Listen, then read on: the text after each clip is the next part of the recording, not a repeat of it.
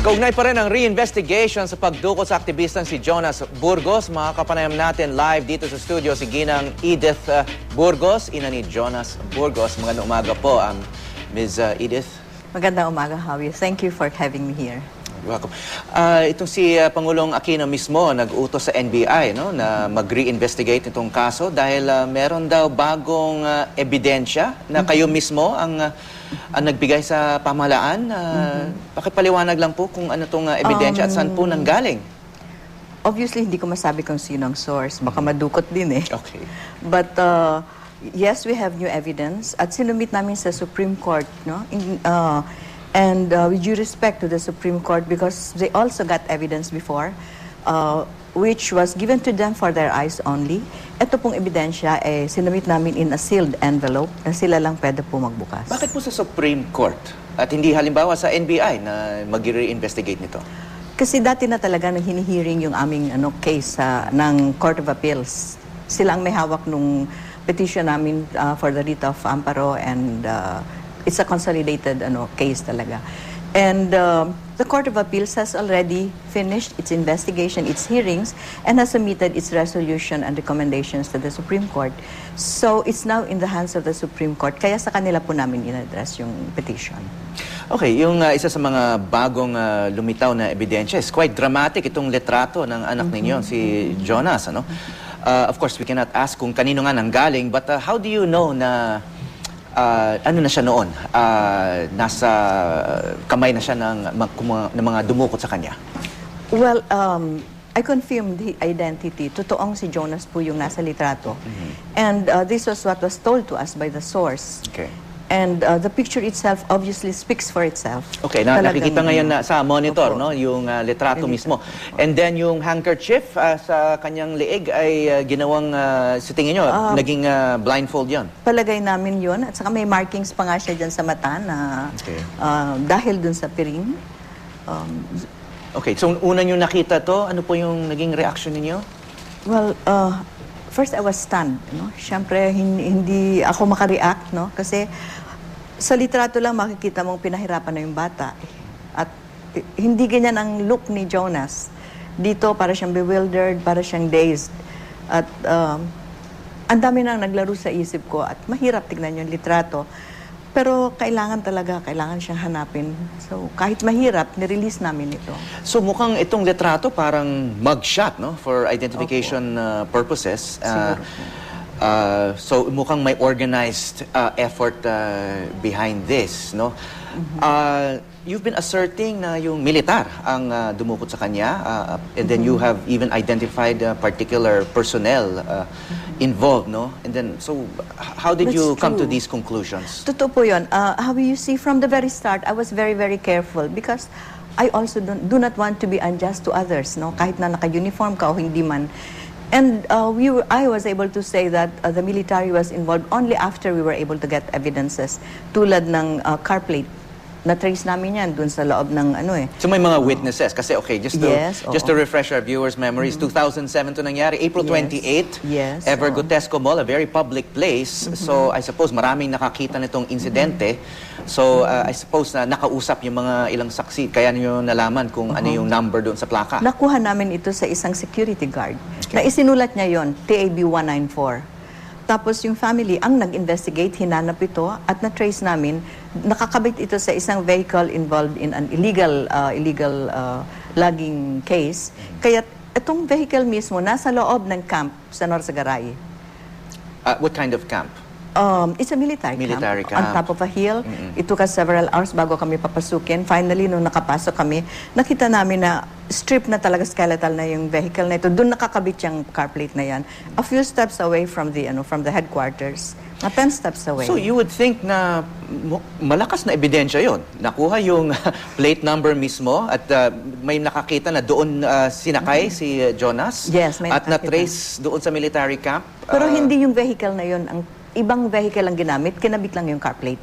I see. Okay. And siyempre, inimbestiga yan ng police. That was days after we found that fact that talaga sa military yung, nasa custody ng military yung car. And ang conclusion ng investigation ng police, and tinag-testify sa court yung superintendent, Ito daw na may-ari ng vehicle at that time, yung na-apprehend for illegal logging, nagalit sa militar, ninakaw niya yung car plate from inside the camp, ikinabit sa ibang sasakyan, at dinukot si Jonas to make the military look bad. Yun ang conclusion nila at yan ang testimony niya in court. And that is why the Supreme Court said merong serious lapses, no? These are not my words, serious lapses. Kaya binigay yung case sa Commission on Human Rights to investigate. And the CHR presented the evidence. That's why now, after a series of almost 2 years yung hearing, no? It's the second set of hearing ng Court of Appeals. Ito na ngayon ang kanilang decision that number 1, Hari Balyaga is responsible for the disappearance, and that the 56th Infantry. And he is a military officer. Yes, at that time he was a major. No, he's a colonel, I think. Now. Now, yes. And dun din sa resolution ng Court of Appeals that this military group is accountable for the disappearance of Jonas. Okay, may mga nabanggit kayong iba't ibang ahensya na nag-iimbestiga nito. The Commission on Human Rights, and then you said the police had investigated. Of course, the military has its own investigation mechanisms. Ngayon, NBI na po, no? So what can the NBI do that halimbawa yung Commission on Human Rights hindi magagawa o hindi pa nagawa? I'm sure marami pa rin magagawa ang NBI because they have different I think they would have different techniques, and all the help that can be given we would welcome really. Kung hindi man sa isang path namin mahanap si Jonas, baka naman sa ibang paraan. Hindi ba unusual to dahil yung suspects ay nasa militar, pero Yes. civilian agency yung mag-iimbestiga, although the AFP, the Armed Forces of the Philippines, has its own ways of investigating and disciplining its personnel. This is, I don't know, what does this tell you, ma'am? You see how at the very start I went to all the offices that are responsible for disciplining people in uniform. I went to Task Force USIG, I went to CIDG-PNP, NCR. I went to all the offices and talked to the heads of these offices. Lahat naman sila nangakong tutulong. Kaya lang, at the end, ang aming conclusion is cover up. Hanggang ngayon, cover up. So, walang tigil itong effort nyo. 6 years na, no? Yung pagdukot. And umabot pa nga sa Pangulo. Although you're not the only parent of Yes. missing activists or missing people, no? So do you think this case has progressed partly because of your own efforts? Is this what it takes para ma-imbestiga na maayos? At hanggang ngayon, wala pang hustisya, no? Pero is this what it takes, this kind of effort? Marami ang tumulong. In fact, we have a lawyer who's pro bono. From day one, he was with us up to now. And actually, siya ang nakakabuo ng theory, siya ang nakakaintindi, no? And he explains to us, and he has journeyed with us for a long time. And maraming friends, maraming religious groups have been praying with us. Hindi pamilya lang, no? And how I wish na wag lang sana si Jonas, sana lahat na disappeared na mabigyan ng attention. So, ano yung theory nga? So, this friend of yours, this lawyer, na tumutulong sa inyo ay may theory. I suppose you believe his theory. You know? Halimbawa, bakit si Jonas yung pinag-initan? What's the theory behind that? Bakit siya yung dinukot? Siya kasi ang nakita. Mahaba pa pong istorya. Meron silang na-arrest previously before Jonas na member ng isang organization din which has been labeled as leftist. And Jonas was a member of the same organization. That's what they say. So na-associate siya dito sa And this guy was supposed to meet up with Jonas. So dahil na-arresto na siya, yun yung trail. The military were led to this person led to Jonas. Yes. So pati siya dinukot. Yes. Itong isa dinukot din. Yes, that's our theory. Up to now, he is still He's missing? still missing. Okay. Yes. So ilan ang colleagues ni Jonas yung missing? Well, ang alam ko isa lang. Yun lang na. At the time Silang when dalawa. we went... And what was the name of the organization? I'm sorry, I can't... because I myself have not been able to prove that indeed my son is a member of that organization. I see. I have talked to the head of these organizations. Well, they say that he was a member. I will not deny it, but So he was an must activist? confirm it. Yes, he was an activist. I can confirm that. Political activist. Yes. Okay. Okay, so what's the next step? So the NBI, I suppose, will call you in and ask you about this new evidence? And Yes, we have submitted this to the courts. So, depende sa appreciation ng court, sana nga i-share nila kasi it is also dangerous to hold on to these documents and, you know, something could happen to us, mawala na yun. Okay. And with the president there, I am grateful that he was the one who ordered the NBA to investigate. I guess they will be able to get this and authenticate and really verify, especially the contents of these documents. so, after 6 years, sa tingin nyo, gaano kalaki yung pag-asa na makikita nyo ulit si Jonas? Mas malaki na ngayon na may hawak na kaming ebidensya na malapit na namin siyang makita. May mga bagay lang na medyo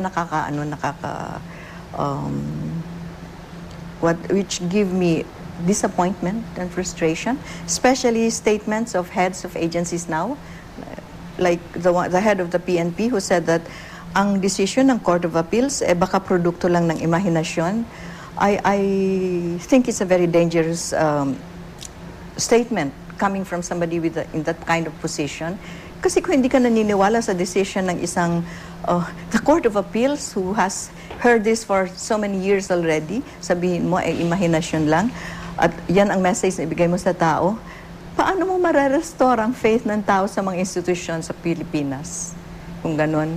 At kung ganun na ang pananaw mo at the very start, that's your perspective, I cannot expect an unbiased, objective report from somebody who says that. So it's disappointing, it's frustrating, and nabasa ko lang yan kahapon sa newspaper, and he was saying that, how can we investigate? Wala namang body, wala namang case. Disappearance nga, paano nga magkaroon ng body? And kung may ebidensya, we will investigate. But I was just wondering by myself while I was praying, di po ba yung pulis ang dapat maghanap ng ebidensya? Hindi po nga kami, di ba? Di ba yun nga ang role nila, kaya sila sinasweldohan ng mga tao, maghanap ng ebidensya, tumulong.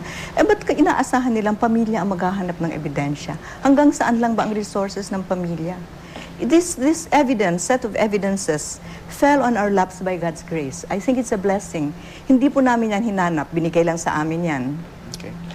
And by God's grace, we have to use that because it was given. Okay. And yet, He questions these things. So sana wag mo na magbigay ng statements hanggat hindi sila nakaka-investigate. Okay. In the meantime, this new evidence gives hope na makikita niyo ulit si Jonas. Yes, very much hope. Sige, maraming salamat po, Ginang Edith Burgos, sa ina ng nawawalang aktibista na si Jonas Burgos. Thank you very much.